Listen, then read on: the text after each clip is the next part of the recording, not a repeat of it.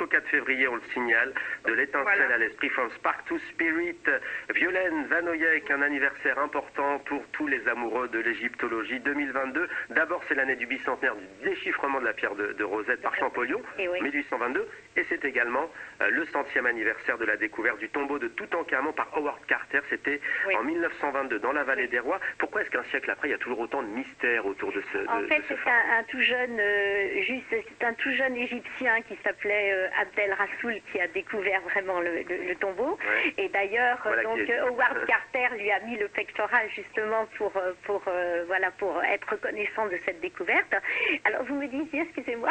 Pourquoi est-ce qu'il y a toujours autant de mystères un siècle après? Alors il n'y a pas autant de mystères. Petit à petit, on arrive à éclairer la vie de ce pharaon, mais il est vrai que c'est compliqué parce que on ne savait pas qui était son père.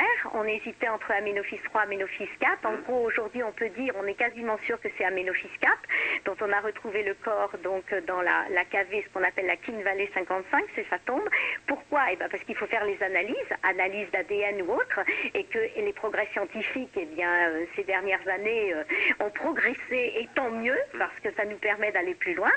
Et puis, il y a toujours des mystères concernant sa mort, parce qu'on a retrouvé des traces de paludisme sur sa momie, mais il ne serait pas mort du paludisme. On sait qu'il avait la maladie de Kohler, qui est donc la maladie de la famille, et qui entraîne une désossification des os, mais il ne serait pas mort de ça.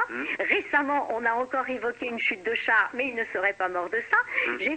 J'avais demandé le scanner de sa momie en 2005, qui a révélé donc une blessure à la jambe qui se serait infectée. Il ne serait pas mort de ça. Et donc moi j'ai une thèse.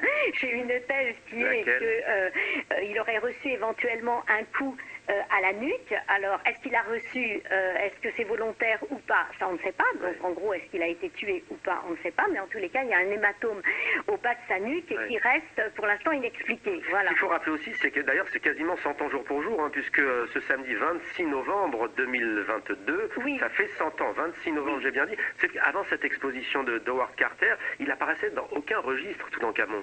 Non, parce que c'est un petit pharaon sans intérêt. Il est mort à 18 ans. 19. 19. C'est un pharaon qui est il a régné 10 ans. Intérêt, oui, mais si on n'avait pas découvert sa tombe, je pense qu'il serait tombé vraiment dans l'oubli. Ouais, puis c'est tout ce qu'on a découvert autour aussi, sans doute.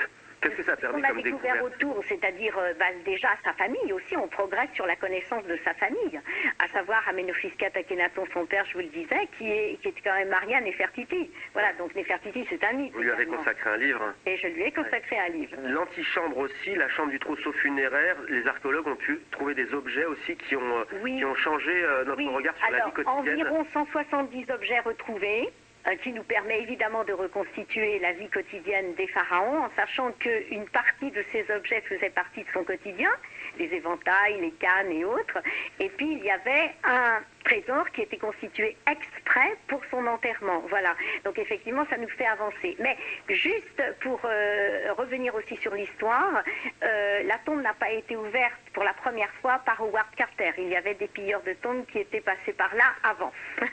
Voilà qui est dit aussi d'Arina El Joundi.